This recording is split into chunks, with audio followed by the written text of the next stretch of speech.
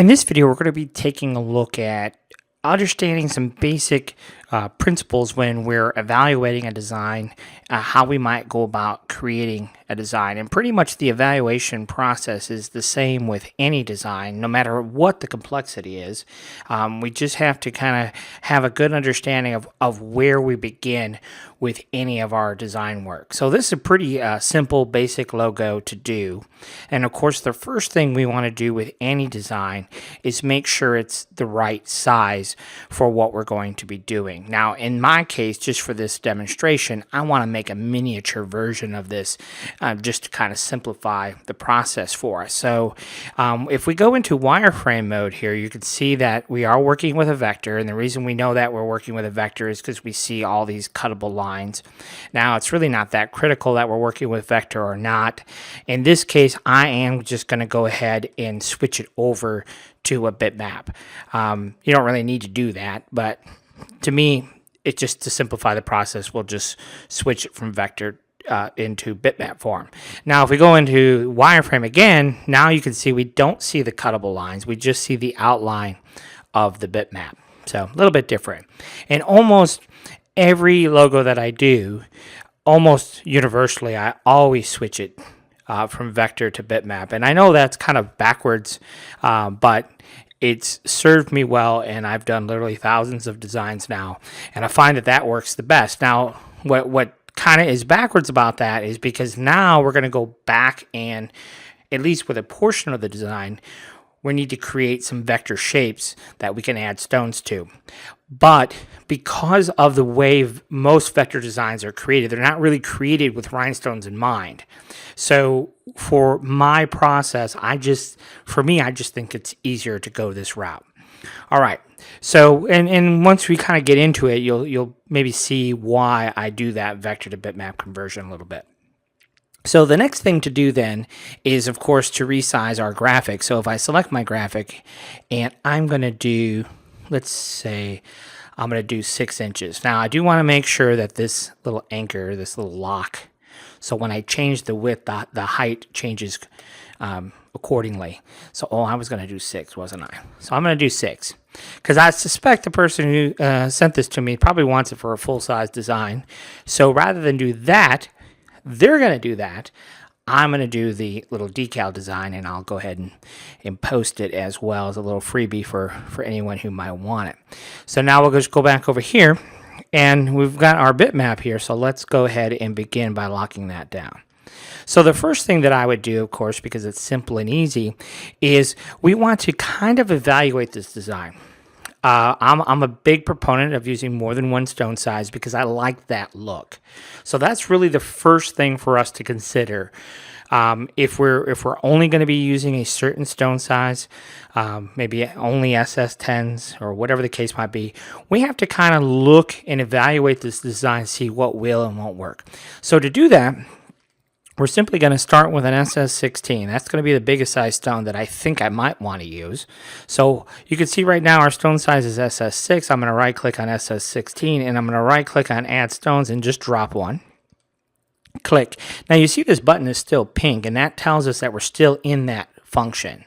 And I can right click on SS10, and you can see now we're working with SS10.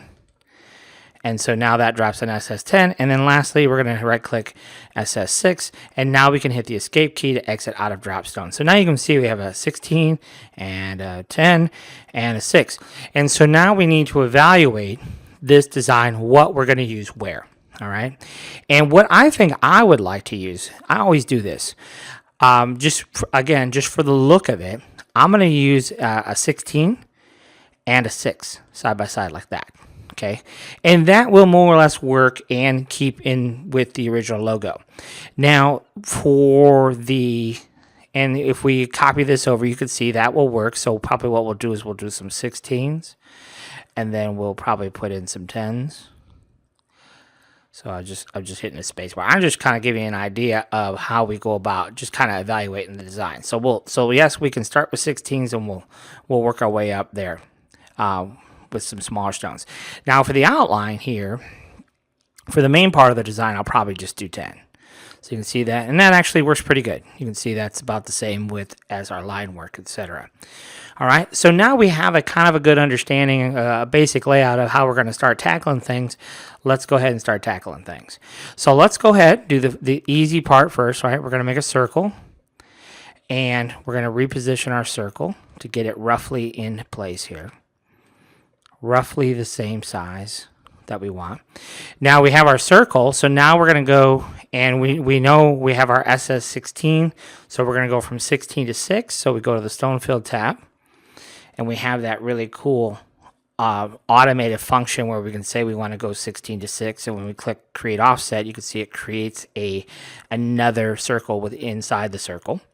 And then what we're going to do is just grab a rectangle tool and whack it off right there. So you can see we're just going to whack it off right there.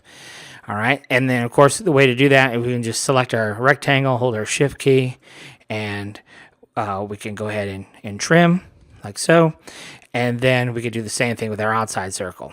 Okay, that will get the job done, but in this process of doing it this way, if we do it that way, what's going to happen is we're going to get a row of stones across the bottom. Okay, so if we go ahead and add some stones, which we can do that. So let's go ahead and add some stones, and you can see we get that row of stones across the bottom, which obviously is not what we want. So I'm just going to back up a couple steps here. Show you another way to tackle it, and the proper way to tackle this particular function is just to select our rectangle, our two circles, and we'll come to the editing tab and do the intersection function.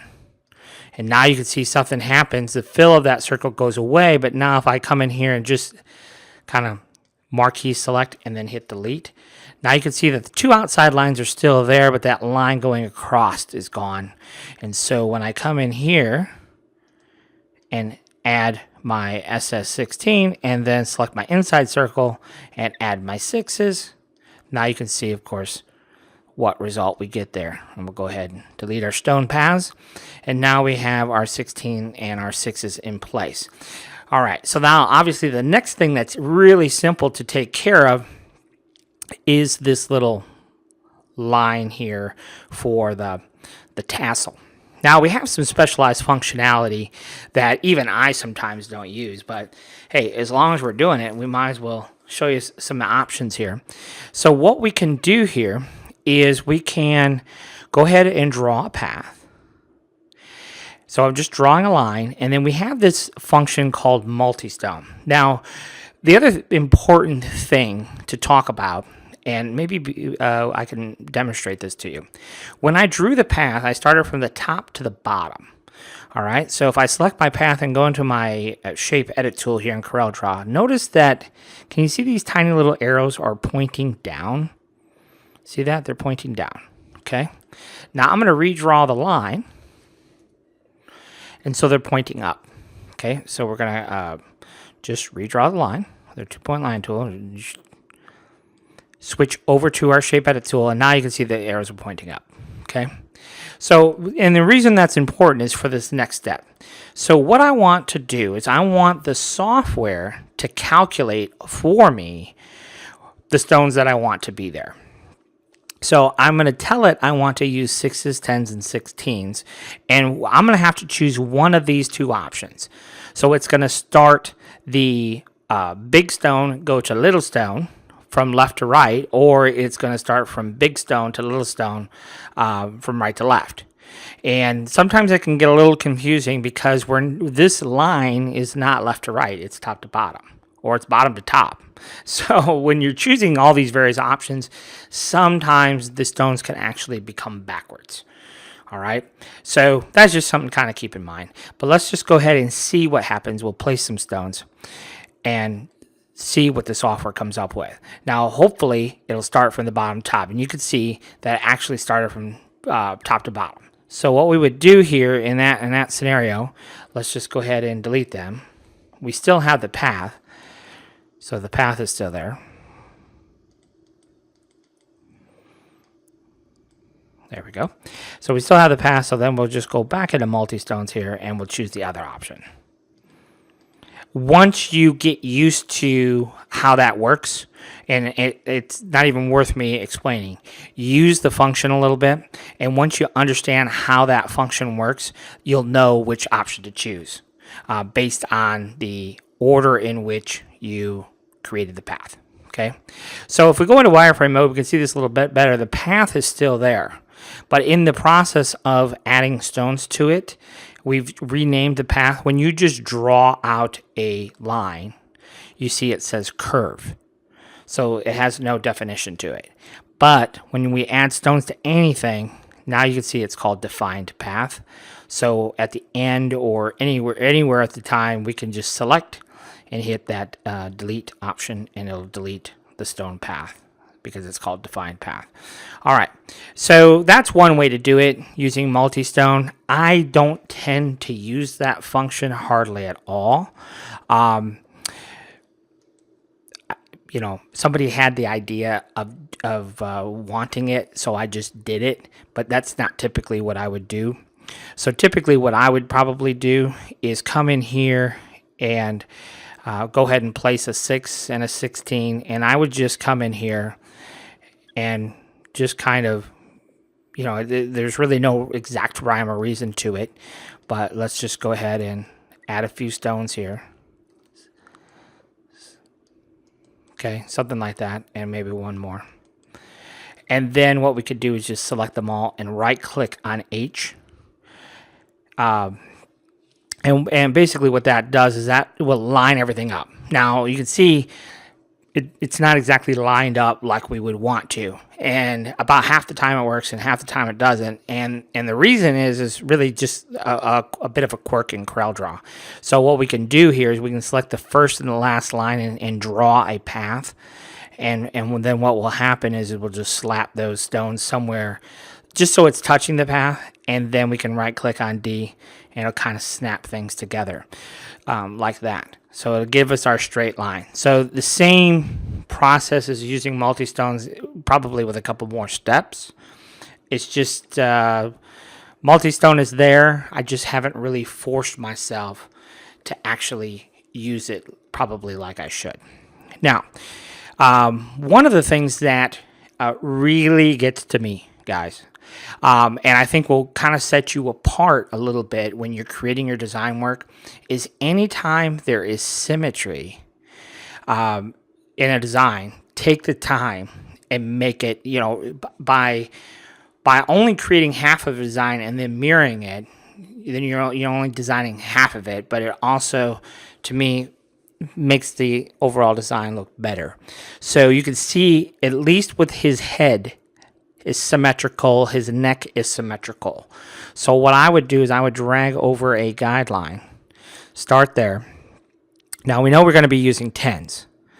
So we'll go ahead and drag over a 10, and then let's drag that 10 right on top of the guideline. Now for some reason, it doesn't want to snap.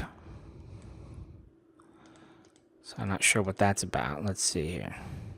There we go. Now it snaps to the edge. All right. So now we have that in place, and we'll go ahead and drag it up. So I'm just using my left mouse button, holding my shift key, and right-clicking to make a duplicate. So you can see what we've done there. And now we'll just keep going. And then we'll use that stone fill option to offset, offset, offset, offset, offset. Just see how it works out. It works out okay. I can live with that. And then we'll go ahead and right-click over here, adding another stone there, and selecting those two by selecting one, shift key, and then shift AS, and that will create us that. And then of course we can add an additional stone because of the spacing. So that takes care of that. We can fit 3 stones along there. And then let's just go ahead, and all I'm doing is just hitting my space bar. Every time I want to add another stone, I just right click, hit my space bar, and we'll just connect those two. So, and we'll add an additional stone. So we get something like this. And then what I'll do is just fill in what's left. Now, for me, I'm concerned about the quality of design, not how many stone sizes. So I just kind of let the stones speak to me. So here, it's a little bit tight, so I have no issues dropping down to a 6 if that's what's required. So we will just go ahead and fill in the rest of his helmet here. And it looks to me like we're going to use mostly 6s just because of the way it works out. Okay, so right now I'm just kind of slapping them in there. I'm not that concerned about the exact spacing and so forth. And then we'll select those stones, hold the shift key and just click on each one, right click on D. That will take care of that vertical positioning. We'll do the same thing here. I'm a big fanatic about using that spacing function. And you can see here, this is a little bit tight here. So we'll right click on D. And we can do that all the way down. I don't think it's really that necessary. You know, that's good enough for what we're doing. And this, we can actually come in here and we can change that to a 6 as well. That will give us a bit more spacing. So then we could respace that out, I mean, if we're really that concerned about it. And then we could select these and do a vertical spacing. And, you know, that might go ahead and make it a little bit better. Now, before we go to mirror this, let's go ahead and just keep going here and get this neck in place. So I would go ahead and put this stone here where it belongs. Select those two, add stones. We'll add an additional stone. Now, when I see this is a little bit tight. So what we can do is we can kind of change the angle a little bit, change the design just slightly there, just to give it a little bit more spacing there. And then we can connect this. And in this case, it actually worked out pretty good. So we'll select those 4, and we'll try that right-click H and see if that gives us a nice straight line. And see, this time it did. Whereas previously it didn't when we worked with different size circles. So this I can live with. And then we'll go ahead and mirror this. So I select my design. I'll hold my shift key and the last stone that we select. So we're going to unselect this top one. Then we're going to select it again, all while holding my shift key. And then when I hit mirror, well, let's see. It's supposed to mirror. So let's do that again. There we go. So I don't know what I did there. I must have screwed something up along the way. But at any rate, it mirrors just fine. So now we have a completely symmetrical head on this guy. So the next thing, of course, is to finish out the SS10s. We'll do the outlines SS10s a little bit here. So I'm going to use my 3-point curve tool. So 1, 2 points, and then the third. Add some 10s. I'm going to go ahead and right click. I'm going to delete 1 just so the top and bottom kind of line up there. I think that'll look good and work good. Now to connect these two, you know, we could do something like that, which I don't like. So, you know, I don't really like the way that connection is there. So I kind of spend way too much time thinking about that kind of thing. So what we'll do is we'll tuck a 6 in there and a 10 and then another 6. You know, I have to kind of give a little bit. This is, you know, somewhere the connection isn't going to be exactly the way I want it. So I got to figure out, maybe we'll do between these two, maybe we'll just do 6s. I can live with that. So it's up to you, you know, that part of it. I just want to give you some ideas of my thought process as I'm designing how I handle different situations. All right, so for this, I mean, there's a variety of ways to do it. I'm going to always like to, whenever there's connecting lines, I always like to have a stone right there at that intersection if we can. And then what I would probably do, just because I've done so many designs, is I'd just come in here and all I'm really doing is just hitting the space bar to add additional stones and just take it right to that point. So you can see I just kind of threw in some stones there, and now we'll make a selection. And all I'm doing is unselecting, reselecting. That's my last stone. Now I can right click on D, space what I have out, and then probably what I always get in the habit of doing is just right clicking BS to clear stones, and then going back, making sure I'm at SS10 here, and then when I click add stones, it'll recalculate for that new path that was created. in the process of respacing. So now we know that those stones are properly spaced. So let's do that again. Let's come in here. Let's place our first stone, and then we'll place another one, hit that space bar. Okay, that kind of gets it where we need it to be. Make our selection, deselect an end stone, reselect it. That's our last selected stone, so now respacing will be proper. We've created this path, so now we can clear, come back in and add. A recalculation happens, and now you can see that those stones are proper. So we'll do the same thing here.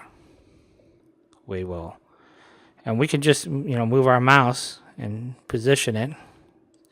So and when you're doing straight segments, we don't need to go blah, blah, blah, blah, blah. We don't need to do that. Okay, only on your curved segments do you really need to do that. So when there's a straight segment there, you don't see how I've put in several stones because I need to define that curve a little bit more specifically, but straight segments we don't.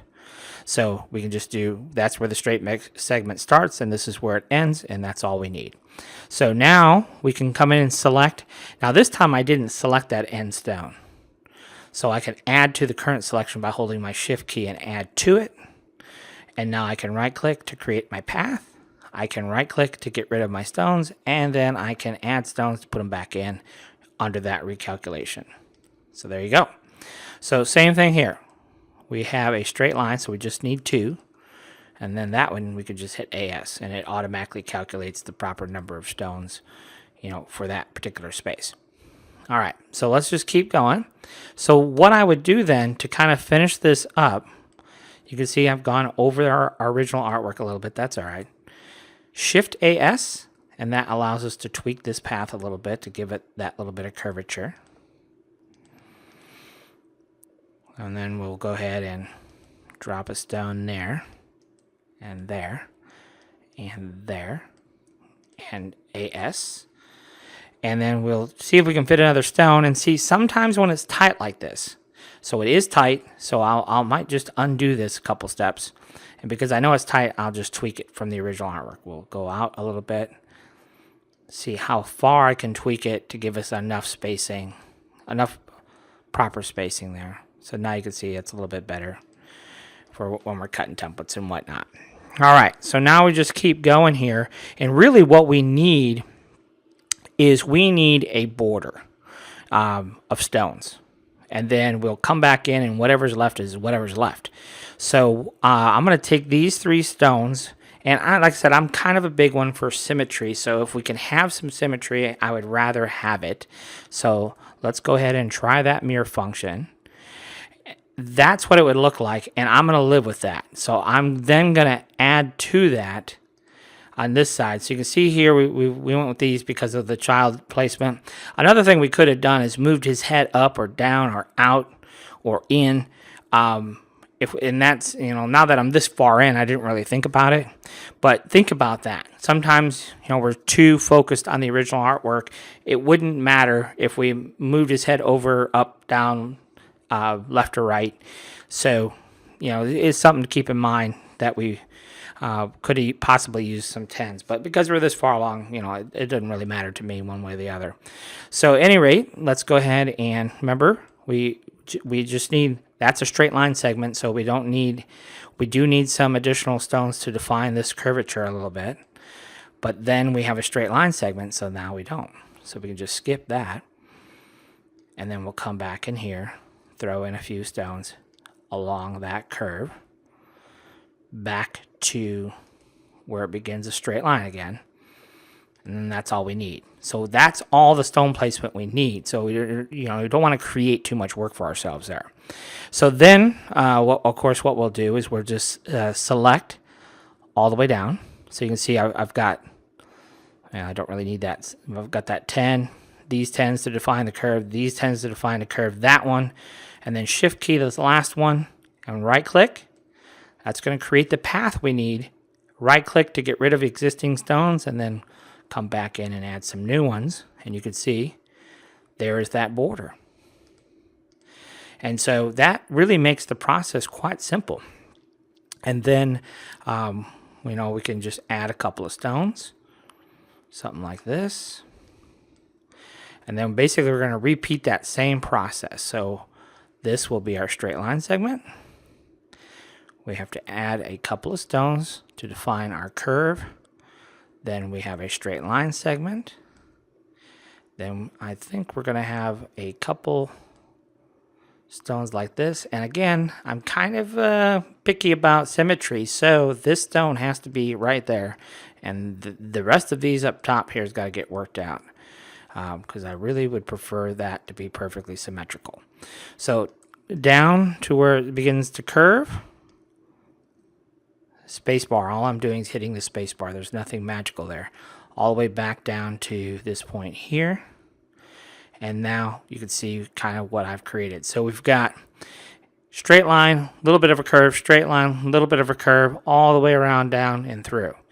So all we have to do then is to select all of those stones like such, and then shift, add that one, right click on D, right click. Now you see, now something happened here, and this is good that this happened. This is actually a mistake. You see what's happened? Blah, blah, blah, blah. That doesn't look good. So what's happening here? Why is it doing that? Well, the reason it's doing that is because the last stone that we selected was this one. And the way the respacing function works, it finds the next closest stone. So it went from here to here, then I think it jumped over to here, and so on and so forth. So sometimes that can screw things up. So in this case, we might have to add a couple stones, or another option that we could do is not just focus on this section first. So we can go from here to here, right click on D, right click on, but you see what happened here? Same thing actually happened there. And that's because this stone was closer. That's why it's happening. So anyhow, we might have to throw in a few, so like that, and now the respacing will happen correctly. So let's go ahead and just do the add stones from there to there. Let's do add stones from there to there. That will get us the start of it. Now what we'll do is we'll select everything but that last one. So we'll add the shift key and then add it, and then right click. That will give us a proper spacing. But now we're going to clear those stones out and go back in and add stones again. And now you can see everything should be basically perfect. But because of the way this came around the corner, this isn't exactly perfect. But that's okay, because it's a minor tweak here. So and I'll forgive the fact that it's not completely symmetrical around the corner, because it's easier to do that. So then we just go ahead and make that last connection there. Then let's see what we have here. So then we'll just hand place these few. So then we're to this point here. And this at this point in any design is where the work really comes in. Let's make a copy of it over here and take a look at what we've got here. So actually, there's one extra step here. There's one more piece of the puzzle we didn't make. So let's go ahead and make that. That's the hand. You can see in the original artwork there where the hand is. So, and actually this kind of went at a bit of an angle, something like that. Not that that's probably that critical, but might actually look worse that way. But at any rate, that's how the original artwork was. So.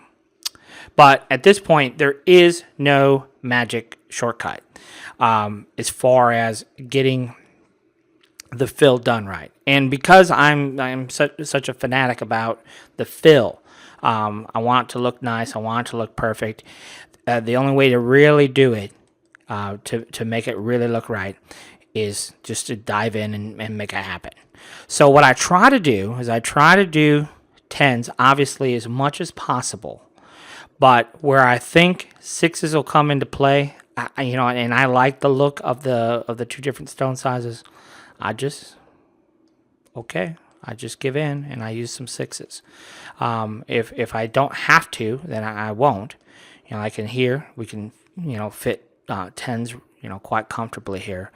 And all I'm doing is kind of moving my space cursor with my mouse, and then I'm just hitting the space bar.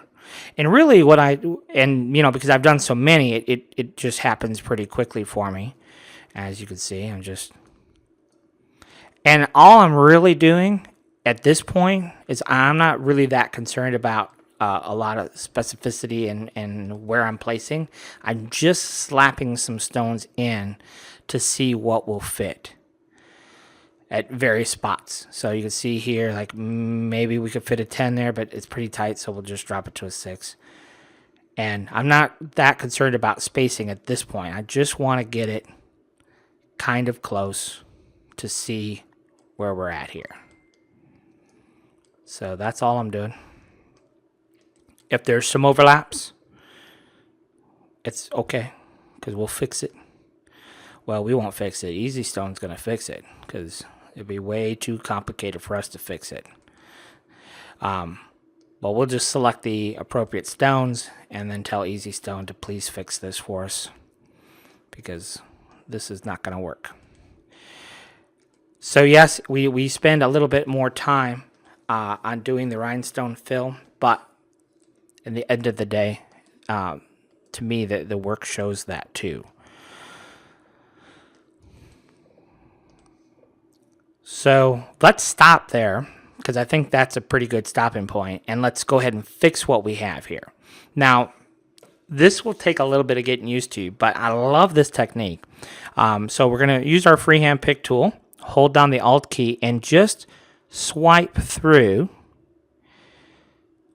those stones and then swipe back. And if we look at all those little tick marks, that's what's currently selected. Now this, we don't want selected. So Shift key and get rid of that, and then Shift key to add a couple that we might have missed. Okay, so now you can really see, and sometimes what I do is I pull it away, and I say, yep, that's what I need selected, and then I undo. That still maintains my selection, and then I can right-click and have Easy Stone automatically space all that out for me. So let's do that again. We got our freehand pick tool, we hold down the Alt key, and we can swipe. And if we accidentally pick up a stone and then swipe back through again, we don't sweat it.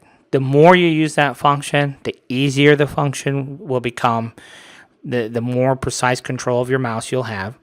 So then we'll go ahead and add a couple. Like I said, sometimes I'll just pull it out, look to see, yes, all's good. So we can right click and all those stones will shift.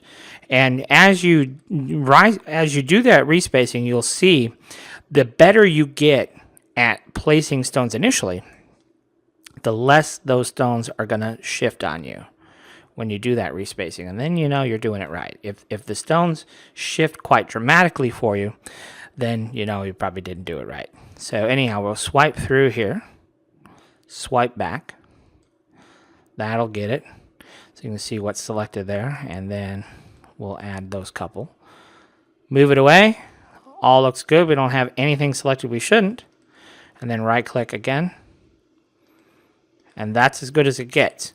So now we know that everything is nicely spaced and everything, is like it should be. So then the process continues. And again, we're using 10s and we're just slapping them in. I'm not overly concerned because the respacing function will make everything easier. And sometimes what I'll even do, just to trick my mind, because I hate doing rhinestone fills like everyone else does, is I'll cut it off like such. And I think to myself, oh, well, all I have is this little area left, and then I'll be done. And then, of course, I have more to go, obviously, but I just tell myself that this is the only area that I have left. And so, to me, it makes the job easier. So we'll respace those out a little bit, and we'll just keep going. So yes, we'll use 10s as much as possible, but I'm not afraid to throw a 6 in there as it's needed.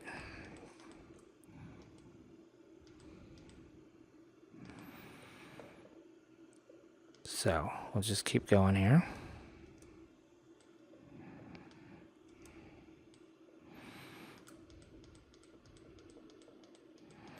So when I skip a few days here and there in design of the day, it's because I'm after perfection, and that perfection takes a little bit extra time. But I know you guys will appreciate that extra time of perfection. Now, sometimes we run into a situation like this where really we don't have room for a 10, but so I'll just throw on a 6 in between. Rather than have a bigger gap, we've got some 6s in the design anyhow, so rather than have it super tight or super loose, I'll just throw in a 6 in between, because sometimes that's just what's called for, depending on the space. See, like right here, I might just go ahead and do some 6s there, just because I think it'll fill the space easier. Same thing here. 2 6s just work there. So here we can work in at 10. Here we'll try and put see what's going to fit here to finish it off.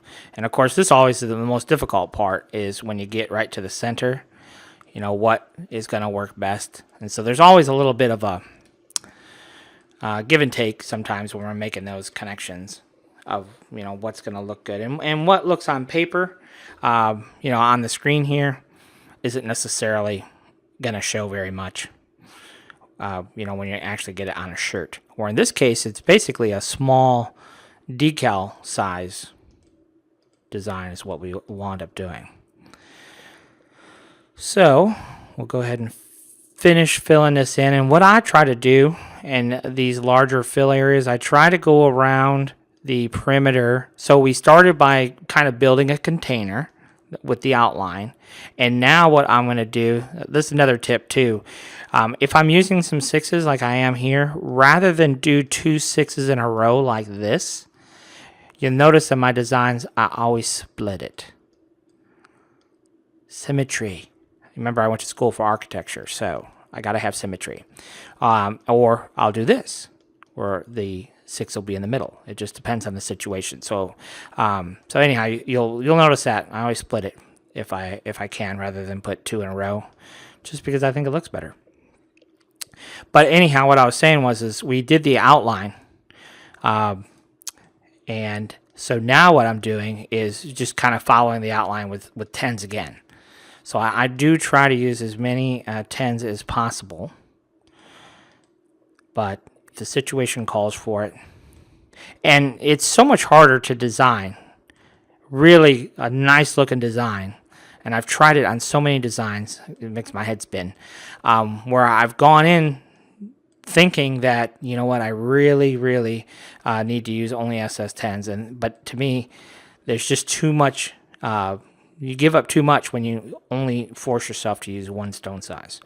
So I'd rather have it look badass and take a little bit more time to stone than to sacrifice the design. That's just me. You can see here, I split those 6s again. It's just a bad habit I have. I wouldn't be able to sleep at night if I didn't. So I do. This kind of bugs me because we have 2, 3, and on this side, you know, I don't know. But I don't mind putting 1 6 in the middle like that. So here we could probably split it and put 2 like that. So we'll respace these out a little bit.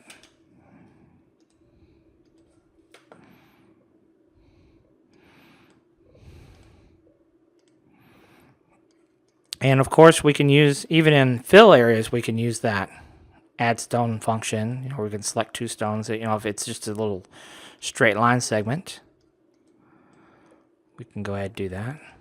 And then respace as we go along.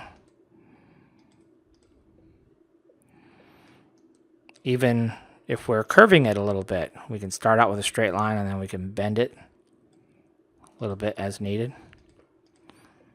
So we're not placing every single stone. But I don't like to take any more time than I need to for a design, but I also don't mind spending a little bit more time creating designs, because I you know, ultimately, I think the only thing that really sets us apart from our competition, if we're making shirts, is either our price or the type of design that we're able to give them. So if we're going to create something, a really nice, badass design, and the next guy is just going to kind of slap it together, well, then we've got probably a better shot at getting the business, because we know we can create a really nice design that the next guy's not doing. So this gives you some insight as to how I actually go about these more complicated designs. And so I just take the time and get it done right. So there we go. We're getting closer though. We're whittling away. You can see here, little by little, we're getting there.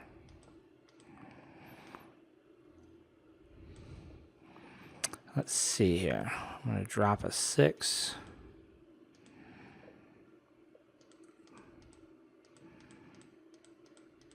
Respace all of those.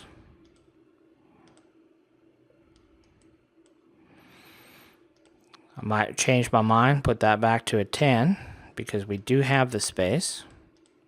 We right click. And then this will probably space out a little bit better vertically as well.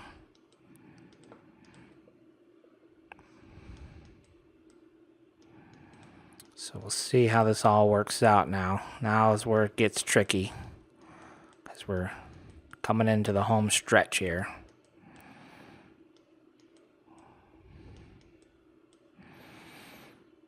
And I think we'll do 2 6s to fill that area. And then 1 more. And then we'll do a little bit of respace in here. So we'll go this way. See what else we need to be respaced. I can live with it. All right, so that is done. So next thing, we need to throw a weed box around it. We need to check our spacing. So we'll hit C for check spacing. So there's no overlapping stones. And then we would just copy this design over. So we're just click and drag. So we select the whole thing, click and drag, hold the shift key. That constrains it to a perfectly horizontal position. Right clicking to make a duplicate. And voila, we have our design. So we're going to do a quick proof on it, which is, of course, going to simulate our stones, tell us how many stones we have, and give us our pricing information, all of that information. And of course, it gives us our dimension of our design as well. So a lot of stuff happening here, and that becomes our finished product.